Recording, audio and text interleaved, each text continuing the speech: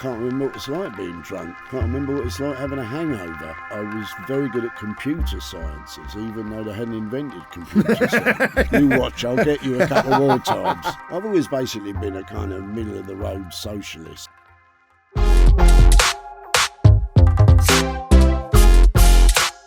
Hello and welcome to Full Disclosure, a podcast project conceived entirely to let me spend more time with interesting people than I would ever get on the radio. Arthur Smith, welcome. I'm delighted to be here. Well, it's a pleasure. Have we finished now? That is it, yes. Congratulations and good luck. Cheers. Bye-bye. I never know where to start conversations. I never worry about it unduly, but occasionally I'm presented with a nugget of information which, if true, leaves me with no option but to begin there. And no, you're not going to reveal that I'm a hitman, are you? Not till the end. But I am going to reveal that your father was in Colditz. Yes. Yeah, he was. My father was captured at the Battle of El Alamein.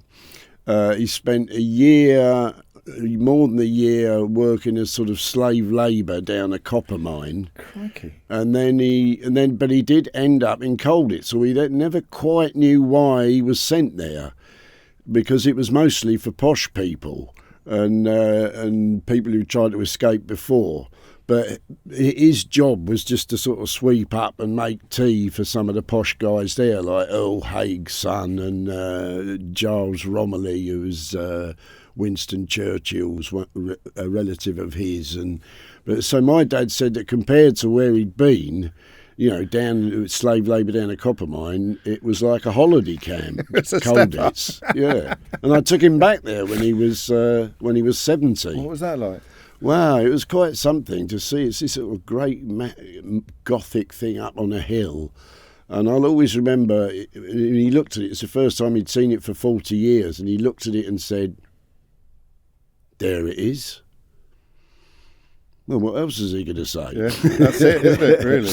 But, yeah, it was fascinating going round it with him. So he talked about it a bit. He wasn't, because some of that generation clammed up forever, didn't they? And yeah, he did talk about it, because we got him when he finally retired from the police. He was a copper, to write his memoir, and he wrote about it and some of his wartime experiences.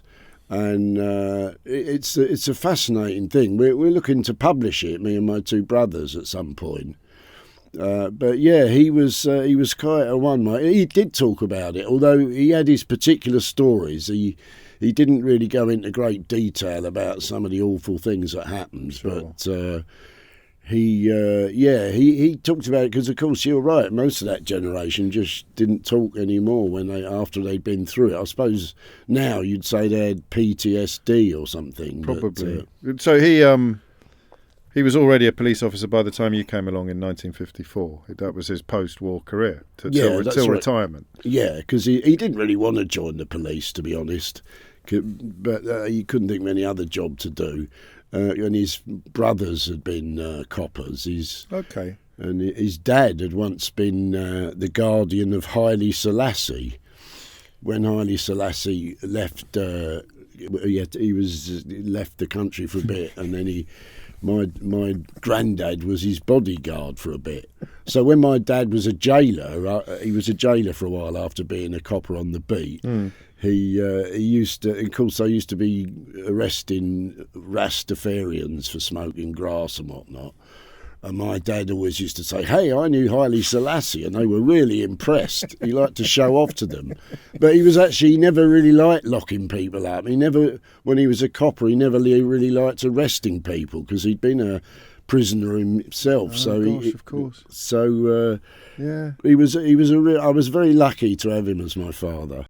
And I mean, for a whole bunch of reasons, some of which were generational, because, you know, that generation again were not necessarily the most emotionally literate or the most open or the most pleasant. I mean, it sounds like you had a really happy childhood. There weren't any sort of instances of getting clouted a lot, or having a dad who was a soldier and a prisoner and a copper. Yeah. On paper, could have gone the other way. Yeah. Well, my mother was a bit stricter, and she once ordered him to to give us a whack, but he didn't really like doing it, and he never did do it, to be honest. Yeah. I always laughed at my dad was the same.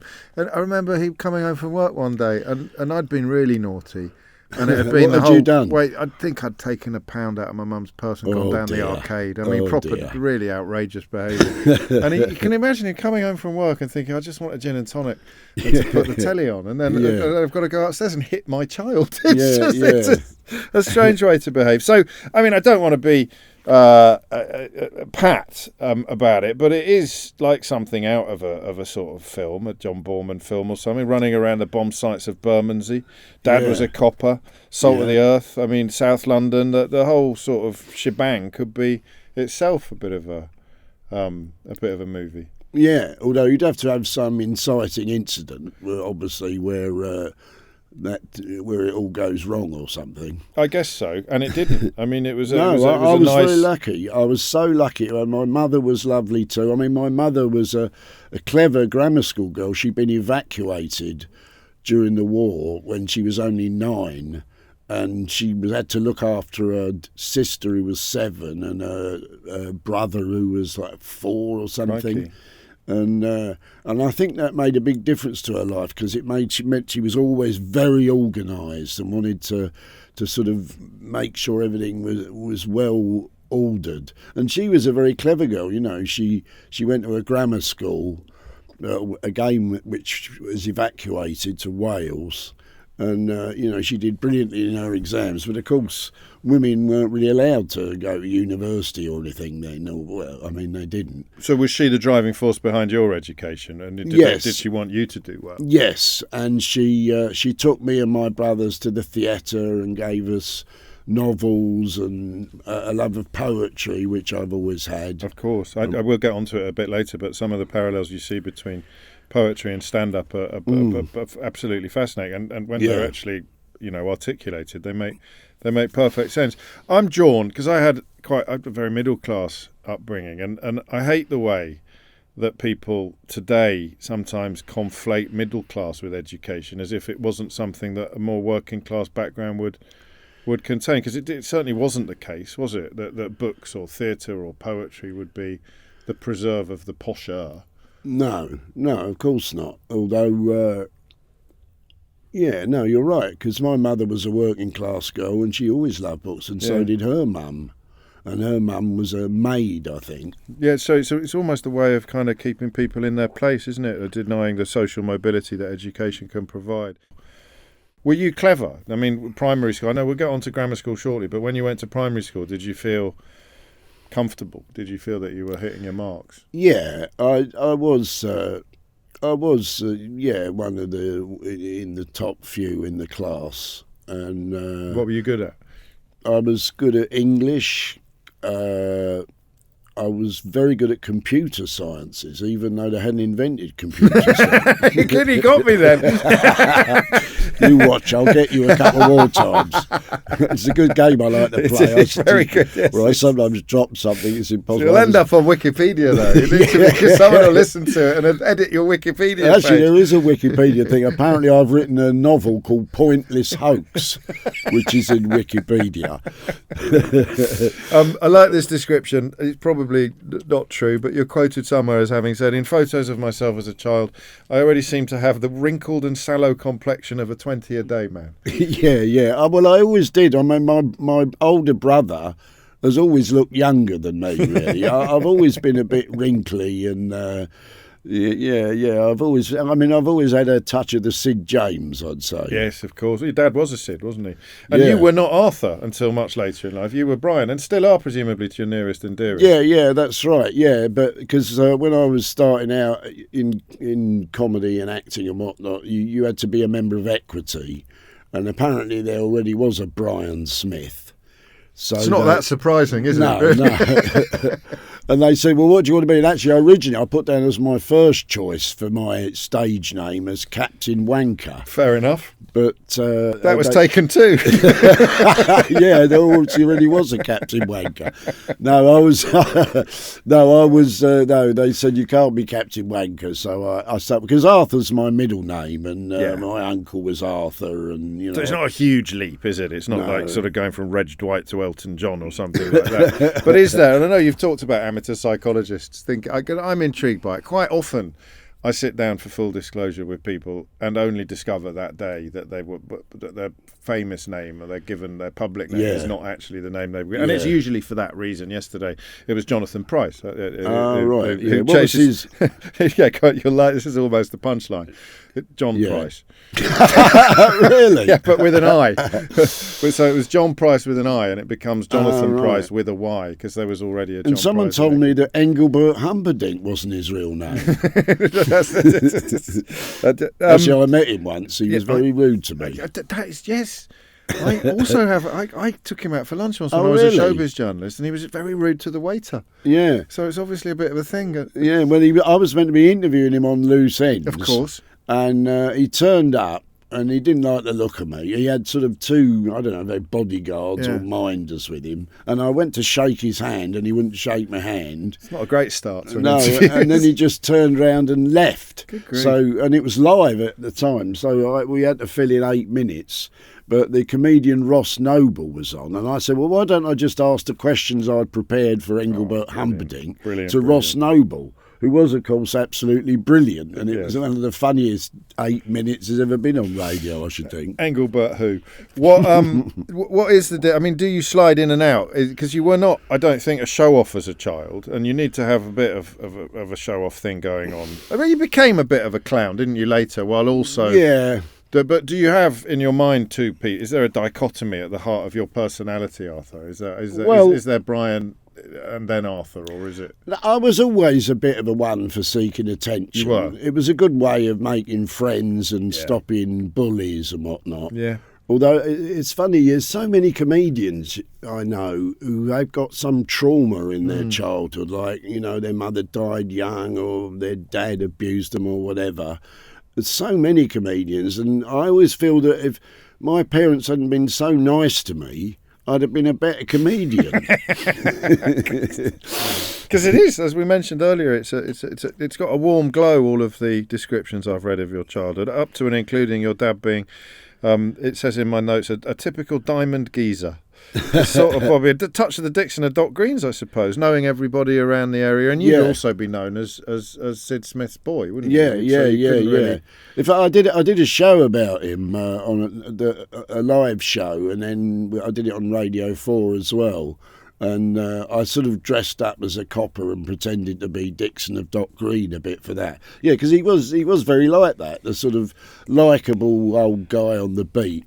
And he had some great stories in it when he wrote his memoir about some of the adventures he had. There was a really funny one about this drunken woman wanting to kiss him. Because he was a good-looking lad, and he was quite a one with the ladies before he met my mum, and possibly after, I don't know.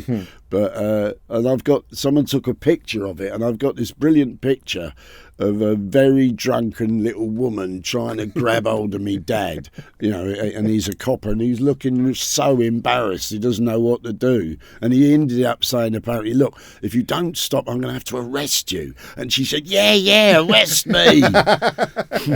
So he had to arrest her. Like I say, he never really liked arresting people. It's an early enthusiasm for stories, then, I think. Not just your dad's, but also other people in the community. Would you go in the pub? Would you go in the pub with your dad? Would you? He used to play cricket and football, and they'd go to the pub after, and we'd sort of sit outside in the garden or something. Although he was never a big drinker, my dad.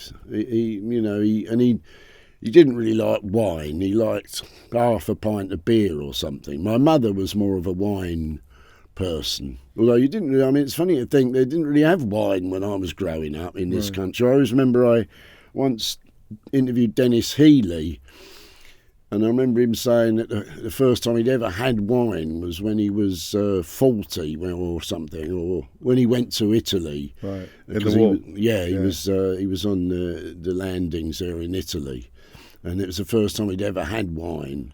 And you couldn't, and it's true. I don't remember as kids. My mum ended up liking wine, but it was quite a rare thing then. It was just sort of beer was the only, and I suppose scotch and etc. What else would socialising involve? I mean, you'd be running around with your mates and your brothers, but would you do much as a family? Would you have days out? Would you do? Yeah. We used to. I remember we went on holiday down to Folkestone and stayed in a caravan.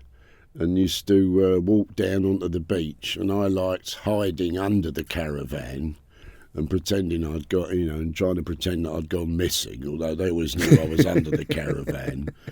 And we had holidays down in Devon a couple of times in fairly sort of modest places. My mother never went abroad till she was 40, because I suppose that generation, and the ones who've been in the war obviously have been abroad, but most people had, didn't have cheap air flights then and whatnot. So, the first time my mother went abroad was when she came to visit me when I was living in Paris, when she was 40 and I was, 20 or something. Mm. What were you doing in Paris? Well, as part of my degree... It's when you were at UEA, University of East Anglia. That's right. And I did a course called Comparative Literature. And part of that was to learn French to honours level. Alors, j'ai passé une année à Paris dans un lycée là-bas. So I was an English assistant in a school in Paris. Right. Which was a fantastic year. It was so exciting and learning the language. And I was teaching these classes because I was meant to be the assistant, but the teachers just used to say, all right, you take them, I'm going off to the staff room. So I was kind of thrust in front of, and I was only about 2 years older than most of them. And it was quite a posh school. I had, although it was a state school, they don't really have public schools in France. So I had the son of Giscard d'Estaing in one of my classes. Really? And Giscard d'Estaing was the president, obviously. But I always remember going in and writing, bear in mind this is the 70s, and writing on the blackboard one morning, English food is the best in the world. Which, of course, all these Ponzi Italians went, dégueulasse! And I learnt that disgusting in French is dégueulasse. Love it. And then I always remember asking them, they thought English food, well, it was pretty grim in the 70s compared to now. And I always remember asking, what things do you think are really disgusting? And one of them was de la gelée, jelly. Yeah. They thought that was an absolutely appalling, disgraceful thing as food. Nice. And I got my mum, you couldn't buy jelly in Paris, but I got my mum to send some packets over. And I took them all in a load of jelly. And then it just ended up all over the walls, and I got in trouble with the caretaker. So what I'm sensing then is that growing up, there were no limits on what you could think about. There was no message about knowing your place or anything like that. The world was it your oyster or? Well, I suppose my father was always a bit, he doffed his cap to posh people a bit. And I never really met any posh people till I went to university. Mm. And I became aware of the class system a bit more then, shall we say. Not at grammar school, because I'd have thought at grammar school there'd be a fairly broad mix. Well, no, it was mostly working class boys at the grammar school. And when you did, were you aware of it as being a big moment, that 11 plus? Yeah, I remember the day I'd passed 11 plus, and I always remember I had an interview at Rhone Grammar School for Boys. It was. Mm. And I'd been warned that they might ask me, and what do you want to do when you grow up, sort of thing. And I had no idea, obviously. I still don't know, to be honest. And I said I wanted to be, I want to be a surveyor. Yeah, I wanted to be a surveyor without having any idea. So it's good I didn't ask what that involved. Yeah, a chartered surveyor. I mean, I still don't know what a chartered surveyor does. Do you? You sort of do they count the bricks? Like if you're going to, I mean it. If you're building something, the chartered surveyor will tell you how many bricks you're going to need. Right, maybe yeah. I don't know. We're going to get letters. Had you discovered? I mean, hiding under caravans, having brothers. Had you discovered a pleasure in making people laugh at this point? Oh yes, from as long as yeah. I mean, I remember a particular incident when I must have been about 8 or 9 or something, and we had a Canadian teacher. I remember at my primary school, Southwark Park Primary School, and she announced we were going to do a version of Peter Pan in front of the school and the parents. And I was very excited by that. And I remember I went home and actually wrote my version of Peter Pan, which obviously was unperformable. But Miss Marshall, the teacher, said, well, you can play any part you want. Yeah. So I thought, I'll be Captain Hook. You wouldn't want to be Peter Pan. That'd be boring. Yeah. So obviously my mum got me a coat hanger and whatnot. And I remember I was determined to frighten everybody when I came on as Captain Hook. And I came on being furious and and they all just started laughing. And however hard I tried to frighten them, they all laughed louder. And I remember thinking, I quite like this sound of laughter. Maybe I'll go for that a bit more. It's a nice thing. And then you get to grammar school and you manage to do what quite a lot of funny people don't manage to do, which is to be funny, but not to sort of not study. You can be, because quite often it's the school reports would say he's too busy trying to make the class laugh. Yeah. You managed to ride both those horses. Yeah, I did study. Well, again, because my mother was always very encouraging. And you enjoyed it, I think, because I mean, you're writing later and your enthusiasm for poetry, you were indulging it. It's I had a good time at school, and then went on to university, and that was a brilliant time as well. Which is, again, it's an interviewer's nightmare, this. A really well-adjusted, happy family, nice life, a general gradient of I know. We need to put in something really bad, We need some trauma. We need some trauma. It was at that point when I became... well, let's back up a bit to head boy. Because, just to prove the point, you became fucking head boy as well. I know. It's just ridiculous. And I was voted on by... It wasn't a choice of the staff. It was the other boys in the school voted me to be head even boy. Worse, isn't it? I know, yeah. It's a wonderful thing. I can't quite imagine it now. Was there any point, even by them, if you're in the upper sixth, and someone else had asked you what you wanted to be when you grew up, did you ever have any kind of vague desires? Or, I mean, you certainly weren't going to follow your father into the force. No, I mean, he didn't want me to I either. bet he didn't. No. One of your brothers became a doctor, I think. Yeah, so again, the evidence that the home must have been a place. Well, my elder brother, I mean, he's quite an achiever. Yes. He studied medicine at Edinburgh and practiced for a little bit, but then he became the editor of the British Medical Journal. And I mean, even now he's quite a big name in medicine, and he's quite a kind of radical thinker. And my younger brother did a bit of stand-up for a bit as well, and he was very good, but there wasn't enough money, he had his family and whatnot, and he does a lot of amateur plays, and he's a brilliant actor actually, but he works for the Home Office. Okay. I always think he must be a spy or something, but he denies it. They all do, don't they? Yeah. What I mean, did you ever have any clearer ambitions? Was there ever anything you quite fancied, or were you just going to treat life like a box of chocolates? Yeah, I mean, I remember when I was at UEA and you had to go and meet what was it called, the careers advice or something. And I remember thinking, I've got no bloody idea what I want to do. I thought being a teacher, to be honest. Yeah. I thought I might become a teacher. And I did actually spend some time teaching English as a foreign language, apart from in Paris. I then did it in... I was also a dustman and a road sweeper for a few years, because I left university in the late 70s. But that was to support the comedy, I think, rather than... Yeah, well, I wasn't really... Yeah, because I went up with a review group when we used to... I mean, it wasn't really stand-up then in London, or the only stand-up was... kind of blokes in wheel tappers and shunters type stuff. frilly shirts, and they were all doing Stan Bowles. Not Stan Bowles. He was a footballer. No, Stan. What's his name? Who am I thinking of? Stan Baldwin. Boardman. Yeah, sorry. Yeah.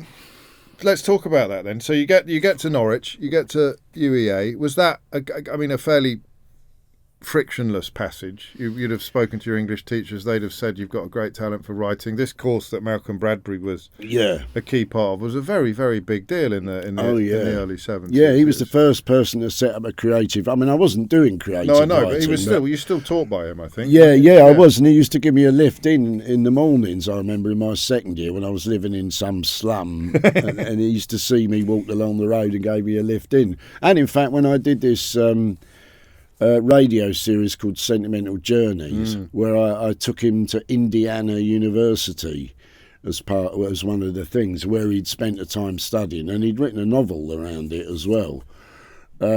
So yeah, and there was an element of creativity. For example, I was told that instead of writing an essay about the form of the sonnet, I could just write a sonnet. Okay. So, which was actually quite a challenge. Have you ever written a sonnet, James? I have actually, but Have you? I write one at school. Yeah, right. I found it the other day. Oh, really? It's all right actually, but it's like a kind of pastiche almost of. But they're hard to write because you've got to get the syllables right. Yeah, and all the rhyme scheme. And drop the two lines. Did you love literature? Did you like feel things move inside you when you were? Yeah, particularly poetry. Right. And I got a bit obsessed with. I remember doing a seminar called Dante, Beckett, and Eliot. Bloody hell. Yeah, because of course Beckett and Eliot both referred to Dante a lot. And then I got to and I read the Divine Comedy. And in fact, I remember I was trying to get off with an Italian girl at one time, so I deliberately learnt the opening lines of the Inferno to impress her. But she copped off with my best friend instead. Nel mezzo del cammin di nostra vita mi ritrovai per una selva oscura che la dirita via era smarrita. I bet it's worked since. No, because I think, to be honest, to her it sounded like to be or not to be is the question. Whether he's snowblood in my mind. Actually, I mean, did you encounter any snobbery as a consequence of your what did you call yourself?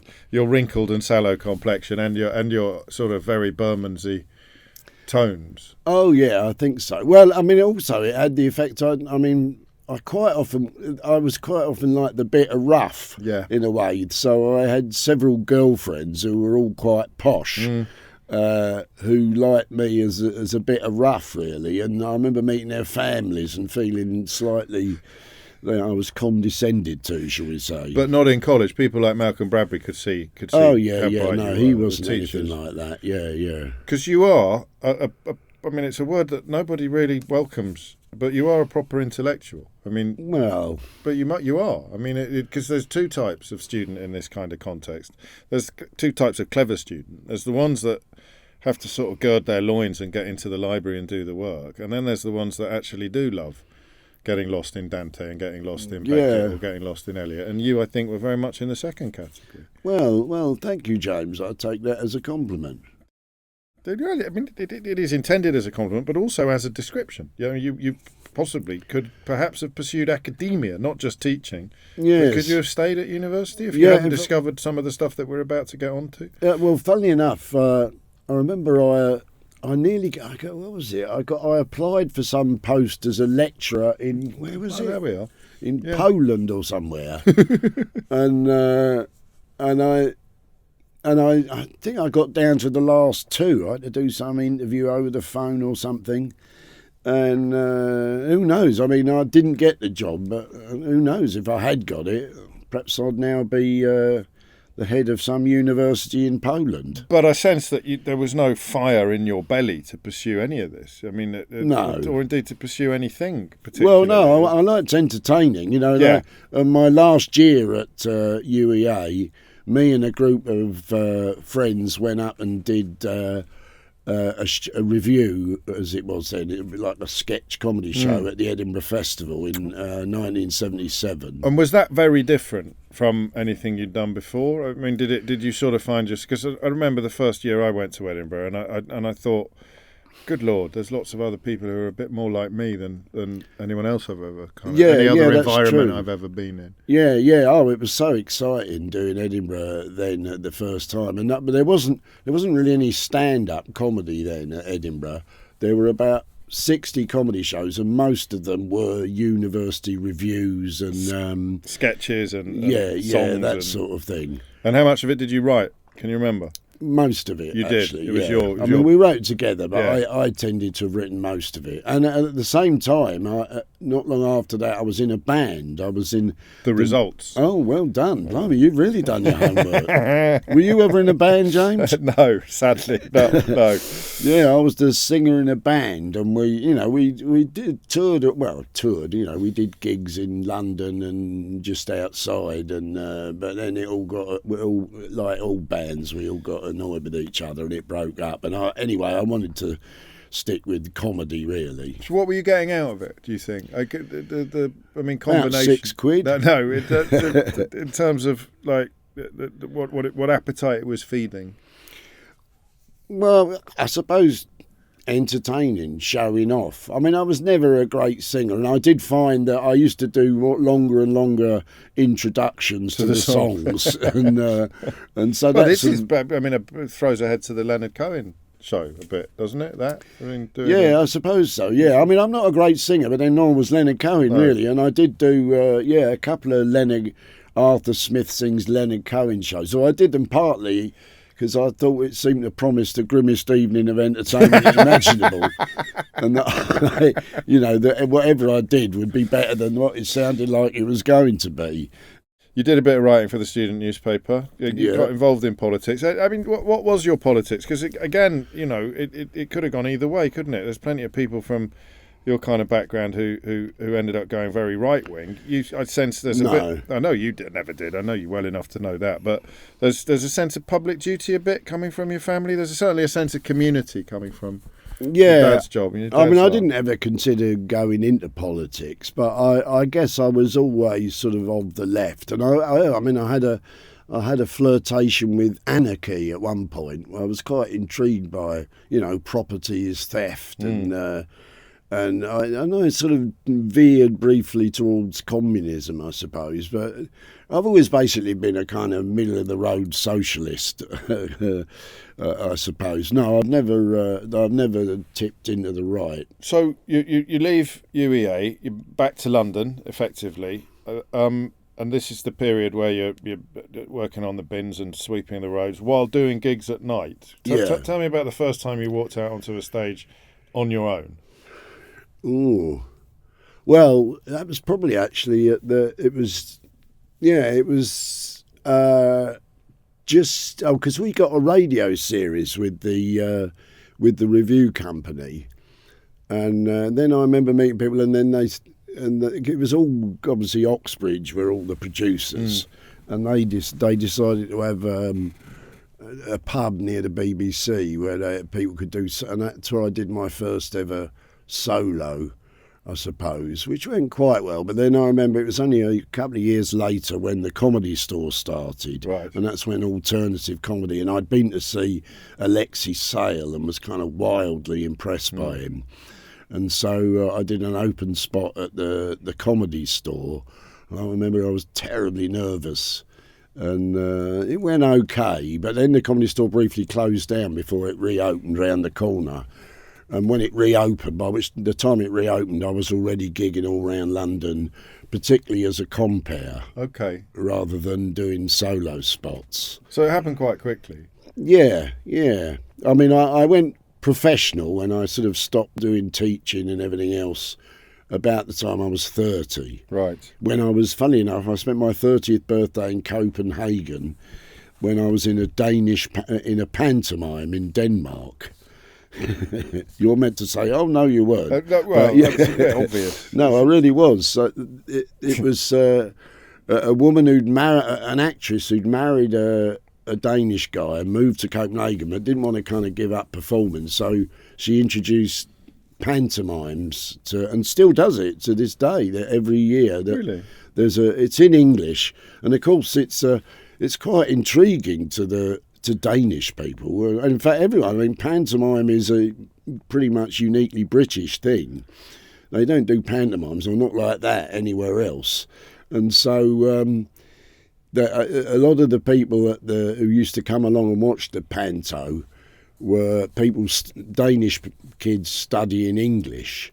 And then so you'd say, "Oh, yes, he is." And then you'd sort of point at them and they had to look through their notes and go, "Oh, no, he isn't." And, so you've always quite liked having a mixed bag of projects going on. And that starts now.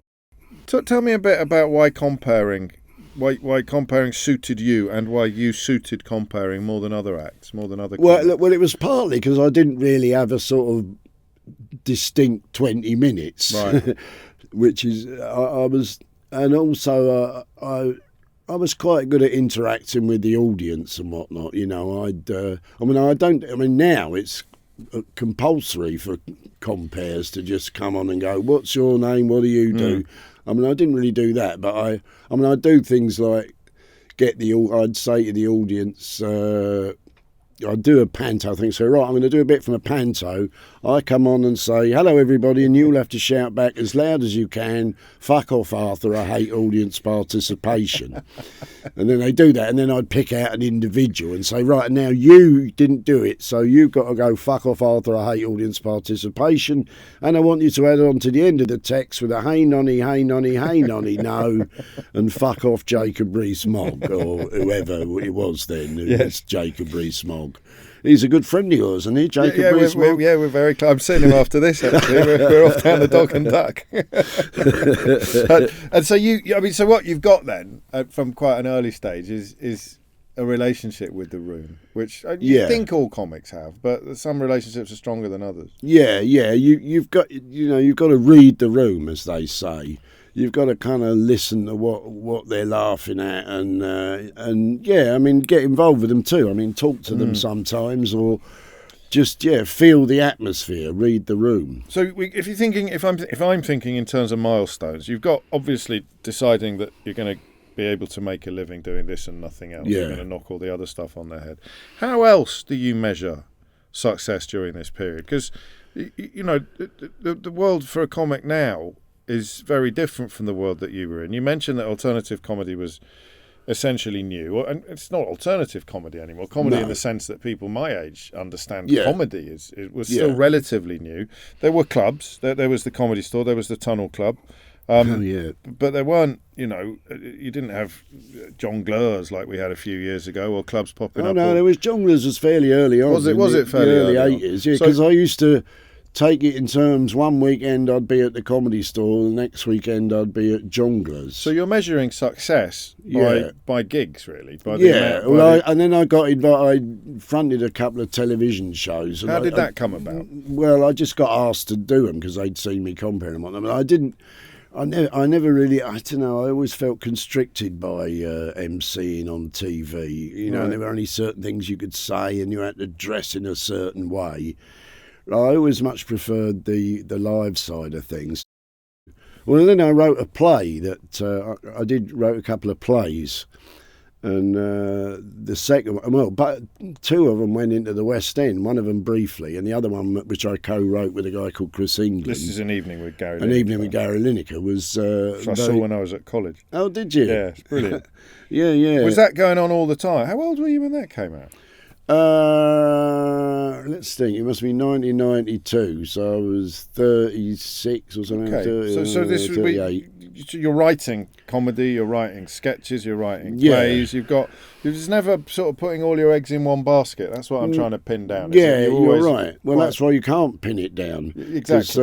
I was always. I fancy that. I've got an idea. I'm going to do that. I'll say yes to that, so I can't do that, and I've been offered that, but I'm not really enjoying it, so I won't do that again. Yeah, because for example, I do do these late night tours of the Royal Mile in Edinburgh. I've never been on one of these, but I've heard a lot about them. Yeah, they're quite well. I got arrested at the end of one of them, and because for breach of the peace and possession of a megaphone, and then what else is it? Well, what's the tension then between enjoying yourself and wanting also to entertain other people? That's probably where the alchemy is for you. Yeah. With enjoying yourself being perhaps a slightly higher priority than it is for. Well, no, I mean I wouldn't be enjoying myself if no one was laughing. No, I guess not. But you might be enjoying success even if you weren't enjoying yourself. Yeah. Which is not for you, I sense. Yeah, no, it isn't. That's why I didn't really like fronting these TV shows, and I quite like doing some TV things. I don't discount doing TV. I used to do things for the One Show where I'd go and yes, of course, or I'd spend the night in some dead famous person's house on my own. That was quite fascinating. I remember Henry Moore's, and I was just alone in his house, and I went walking around all these fantastic statues everywhere, and I was sort of wandering around at 2:00 in the morning looking at them. Whose idea was that? Not that particular one, but that strand. It was someone at the One Show. You. Yeah, well, I mean, I think before me, Hardeep Singh Kohli had been doing it, but as we know, he disgraced himself. And so you're on sort of various producers. Are you an acquired taste, do you think? Because I'm not sure you are. I can't imagine anybody thinking, because you hear it sometimes surprisingly when someone says, oh no, I don't like them. I can't quite imagine anyone not liking you. Well, there must be so. Yeah, I'm sure I must have a few enemies, don't I? Oh, I used to have a big run-in with Victor Lewis Smith. Oh, but that was his shtick, wasn't it? Yeah, really? yeah. God, he was a kind of So he tried to actually start an actual physical fight with me once. I remember. Blimey. So you got successful plays. You did the you did My Summer with Des would have been a sitcom on the telly. But it wasn't a sitcom. It was a one-off. A play on the telly. Yeah. With Rachel Weisz. Yeah, and Neil Morris. That's right. Yeah. You probably felt more comfortable in radio than TV. Yeah, probably. I mean, as I say, I've got a face for radio. Well, haven't we both? But you kind of found yourself getting some lovely gigs, actually, didn't you? Yeah. Which is why I asked whose idea it was. Were you knocking on doors, or were you waiting for people to come to you? No, I've never really knocked on doors that much. I got asked by a brilliant friend of mine, Sarah Jane, at Radio 4, who asked me to do this series, which I mentioned earlier, where I took people away to places that had some significance for them. Either they grew up there or, and some of the ones are amazing. I took Arthur Scargill to Cuba, to Havana. Amazing. Yeah, and Stephanie Cole. Do you remember her? We went to India and we went to all these strange Indian places. That was fantastic. And, Dennis Healy to Naples. Barbara Castle. Do you remember? Yeah, of course. She was great. We went up to where she grew up, and and Val Doonican, and never Engelbert Humperdinck. Never Engelbert Humperdinck. You never had then a kind of a plan. When I first did knocking about with comics, I didn't understand why they held the word plan in such disdain. They'd sometimes almost say it as an insult. They'd say, he's got a plan or she's got a plan. Yeah, no, I don't think it really goes with comedy somehow. Your only plan is to make people laugh at your next gig. Yes. And so you measure your success by your enjoyment and B, your kind of busyness. Yeah. Well, I'm not as busy as I used to be, but then fair enough. I am 71 now. I'm debating whether or not to do Edinburgh. I mean, it's always Edinburgh is where you kind of start on a show, on a new show. I've got a few ideas, and I may do Edinburgh, and I'm doing Leicester in a week or two when I'm doing a tryout, and I don't really know what I'm trying out, to be honest. Do you have a typical fan? I mean, have you got people who've been with you since, not necessarily since 1977, but certainly since the 1980s? Well, I get... I sometimes get sort of letters and, and emails and messages from people. Well, I don't know if I've got a typical sort of fan. Yeah. What did Mum and Dad make of it when it kicked off, when the career kind of became something? Well, my dad was super proud. Was he? Oh, he was absolutely thrilled by it all, and I was so pleased that he saw me having success before he died and whatnot.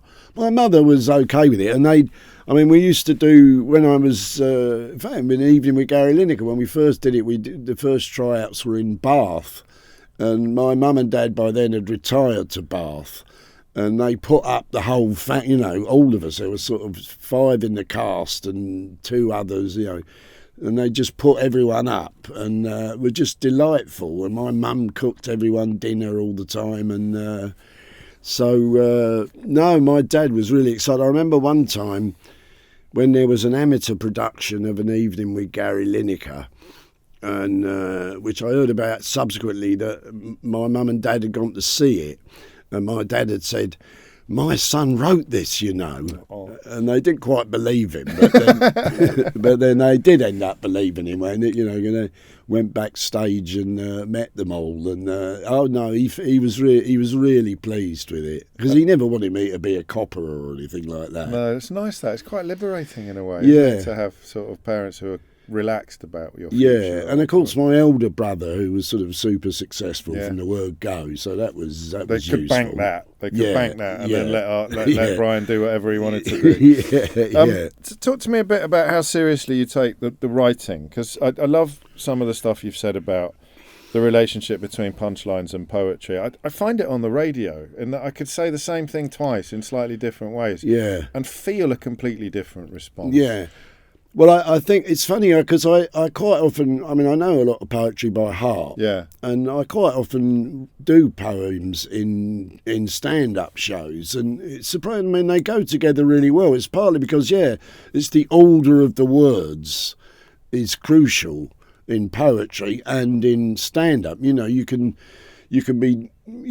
do a gag with and then just slightly changed an order of words in the punchline, and it suddenly will get a laugh when it didn't before.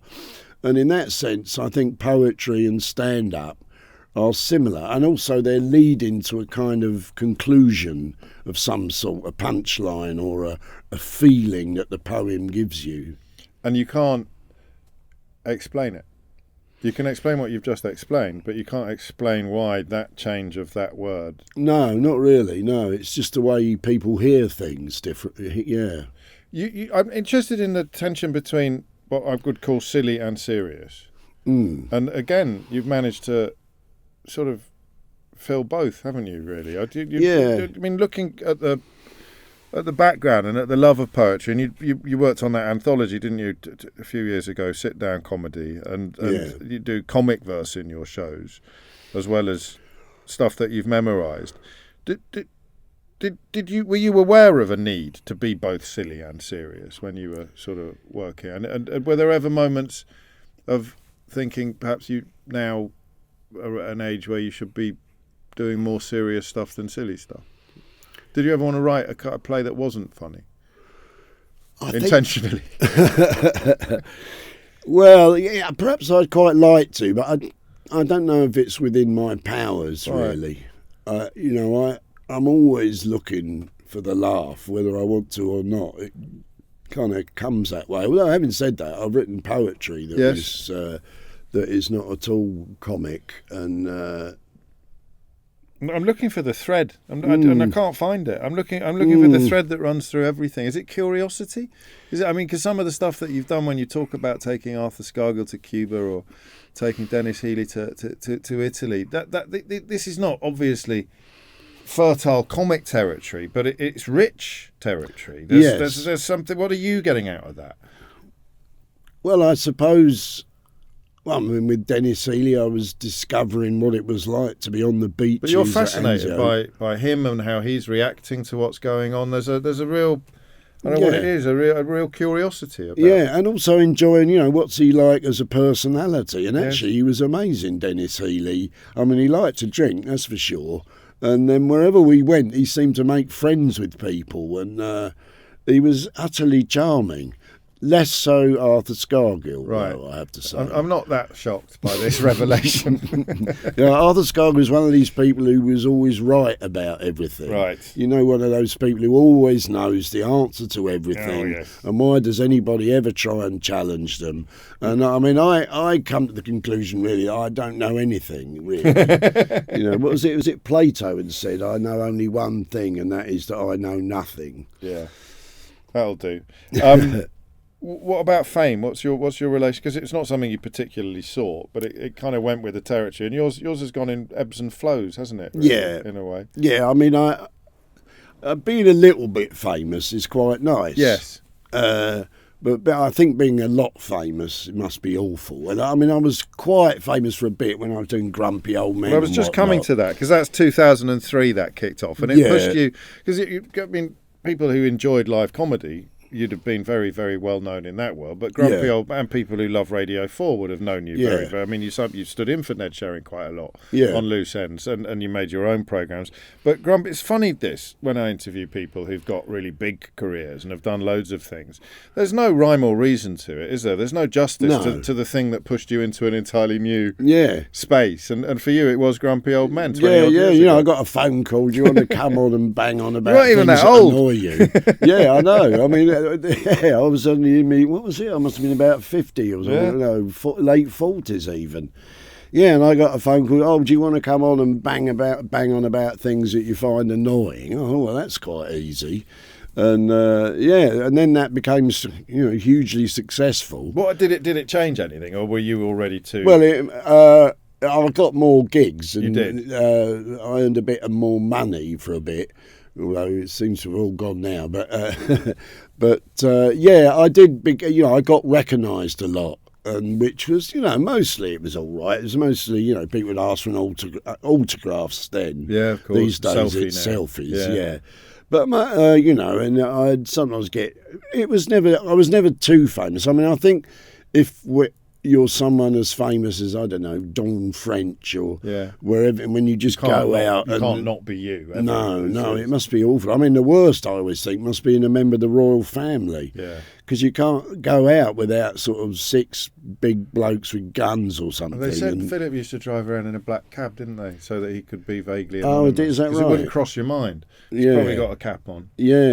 Oh, maybe he gave me a lift sometime. He might have just hopped in the back of it. Yeah, there's that famous story, isn't there, about the Queen? Well, she wasn't the Queen then, but was it VE Day? Yeah. Going out on her own. That was the only time she ever did. I always think of VE Day because my mum, who was 15 or 16 then, walked up to Buckingham Palace with all the people. I always think that must have been the best party London ever had. Just extraordinary unleashing, an unclenching. Almost it must have been an amazing night. Yeah. I want to get the chronology right. I think you very poorly just before you did Grumpy Old Man, back end of the 90s, when I never know what these words mean, but acute necrotizing pancreatitis sounds awful. I think it's fair to say it is. One night, I mean, I was drinking too much back then. I mean, I wasn't really a kind of vodka on the cornflakes guy, and I was never an unpleasant drunk. I was always quite amiable. But that can be a problem, can't it? Because if you're an unpleasant drunk, the people around you insist that you not get on their head. Yeah. If you're an amiable drunk, you get away with it for longer. Yeah. Well, I think that's fair enough. And when I was comparing back in those days, there used to be a sort of joke that it was all right to have a drink as a compere. You should only be 1 pint less pissed than the average member of the audience. Yeah. Which given most of the audiences back 11 pints. Yeah, but I woke up one night with a appalling pain in my stomach. It felt like some kind of rat was trying to burrow its way out of me. So I ended up in intensive care, and I gave up drinking for sort of about 15 years. I now have a little bit, occasional glass of red, although I haven't been drunk since. I can't remember what it's like being drunk. Can't remember what it's like having a hangover. But I was very ill, and then I got diabetes as a result of that. So if you need any insulin, James, I'm your man. I know where to come. We're almost done. I kind of wanted to know about why you come up with such disparate ideas, but I think it's become clear in the course of this conversation. So we mentioned the Leonard Cohen thing earlier. We mentioned the plays that you've written, the shows that you've done. But what you really do is you have a thought and try and pursue it. And you quite fancy it. Yeah. Like I did a whole art exhibition in Edinburgh one year. It was comedy art, though, because I always think you never hear laughter in an art gallery, do you? No, it's true. And so I kind of did a part art, part comedy exhibition one time. Yeah, I'm always up for trying something new. And I guess if little Brian, was to have a look at what you have done and where you've been and the journey that you've been on, he probably wouldn't believe it. He'd just think, bloody hell. Yeah, little Brian, little Brian stuck in the bomb sites of South London. Yeah, I think he'd be quite pleased. I've got a list of gigs that you're doing. So start at the end of this month. You're in London, February, then Leicester, Stoughton. Is it Staunton? And just again, you're doing things because you quite fancy them. Yeah. St Ives, Christchurch. People can see presumably on your website where you are. Yeah. About to appear, and you don't know two things: A, what you'll be doing at any of them, and B, whether anyone will bear any resemblance to any of the other ones. Yeah, I think that's fair enough. Yeah, life is good. Yeah, thank you very much, Arthur Smith. Thank you. Mon plaisir.